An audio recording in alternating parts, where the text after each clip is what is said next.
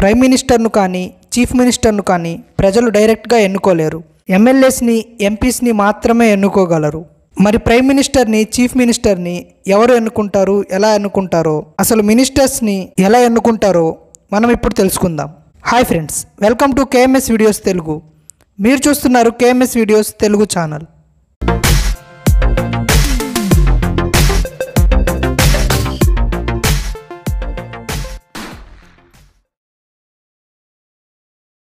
Prime మినిస్టర్ని పార్లమెంట్లో decide చేస్తారు. చీఫ్ మినిస్టర్ని స్టేట్ అసెంబ్లీలో డిసైడ్ చేస్తారు. పార్లమెంట్లో మెజారిటీ ఎంపీస్ డెసిషన్ ప్రైమ్ మినిస్టర్ను కన్ఫర్మ్ చేస్తుంది. అలాగే అసెంబ్లీలో మెజారిటీ ఎమ్మెల్యేస్ డెసిషన్ చీఫ్ మినిస్టర్ను కన్ఫర్మ్ చేస్తుంది.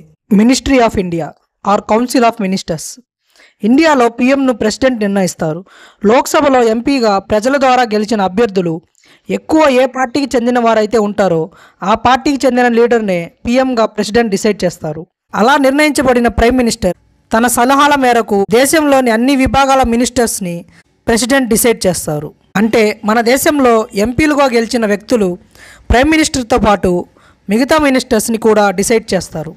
అలాగే ప్రతి ఒక్క స్టేట్కి ఆ రాష్ట్రానికి చెందిన ఎమ్మెల్యేస్ని మినిస్టర్స్గా అసెంబ్లీ నిర్ణయిస్తుంది. ఇండియన్ కౌన్సిల్ ఆఫ్ మినిస్టర్స్లో cabinet ministers, state ministers, deputy ministers అని 3 విభాగాలలో పరిపాలన విధానం జరుగుతుంది. IAS Indian administrative services.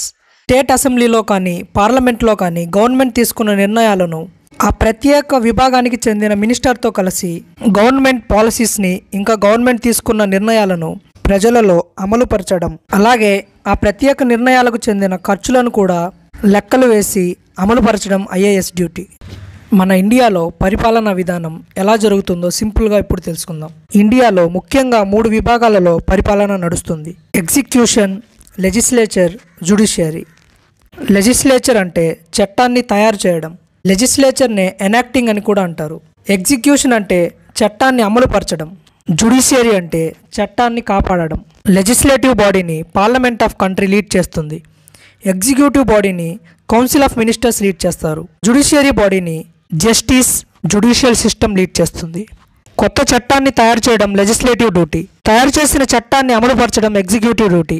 అమలుపరిచిన చట్టాన్ని కాపాడడం జ్యుడిషియరీ డ్యూటీ. ప్రపంచంలోనే అత్యంత జనాభా ఉన్న దేశంలో గవర్నమెంట్ చేసిన చట్టం, న్యాయం అందరికీ అందేందుకు గవర్నమెంట్ను కొన్ని విభాగాలలో డివైడ్ చేశారు. దీనినే అడ్మినిస్ట్రేటివ్ స్ట్రక్చర్ ఆఫ్ ఇండియా అంటారు. సెంట్రల్ గవర్నమెంట్ ఆఫ్ ఇండియాని స్టేట్ గవర్నమెంట్గా డివైడ్ చేస్తారు. స్టేట్ గవర్నమెంట్ని డిస్ట్రిక్ట్స్ ఇంకా డివిజన్స్గా డివైడ్ చేస్తారు. ఈ డిస్ట్రిక్ట్స్ నుంచి మున్సిపల్ కార్పొరేషన్ లేదా మహానగరపాలిక, మున్సిపాలిటీ లేదా నగరపాలిక, సిటీ కౌన్సిల్ లేదా నగర పంచాయత్, బ్లాక్ పంచాయత్ లేదా తహసీల్, విలేజ్ పంచాయత్ లేదా గ్రామ పంచాయత్గా డివైడ్ చేస్తారు. ఈ village panchayat, municipal corporation, municipality, city council అన్నిటిలోనూ చివరిగా వార్డ్స్గా డివైడ్ చేస్తారు. లెజిస్లేటివ్ పవర్ని ప్రెసిడెంట్ లీడ్ చేస్తారు. ఎగ్జిక్యూటివ్ పవర్ని ప్రైమ్ మినిస్టర్ లీడ్ చేస్తారు. జ్యుడిషియల్ పవర్ని సుప్రీంకోర్టు లీడ్ చేస్తుంది. 2024ను బిగ్గెస్ట్ పొలిటికల్ ఇయర్గా నిర్ణయించారు. ఈ సంవత్సరం 50 దేశాల నుంచి 2 కోట్లకు పైగా ప్రజలు ఓటు వేయడానికి సిద్ధంగా ఉన్నారు. మన ఇండియాలో ఆంధ్రప్రదేశ్, అరుణాచల్ ప్రదేశ్, సిక్కిం, ఒడిస్సా, మహారాష్ట్ర, హర్యానాలో ఈ సంవత్సరం ఎలక్షన్స్ జరగనున్నాయి. AP polling date 13th May. Results announcement June 4. మీకున్న ఒక్క ఓటు ద్వారా ప్రభుత్వాన్ని స్థాపించవచ్చు. ఓకే ఫ్రెండ్స్, ఈ వీడియో మీకు తప్పకుండా నచ్చుతుందని అనుకుంటున్నాను. వీడియోను లైక్ చేయండి, మీ ఫ్రెండ్స్కి, ఫ్యామిలీ మెంబర్స్కి షేర్ చేయండి. ఇంకా ఇలాంటి ఎన్నో ఇంట్రెస్టింగ్ వీడియోస్ కోసం కేఎంఎస్ వీడియోస్ తెలుగు ఛానల్కి సబ్స్క్రైబ్ అవ్వండి. Thank you for watching complete video. Meet you in next video.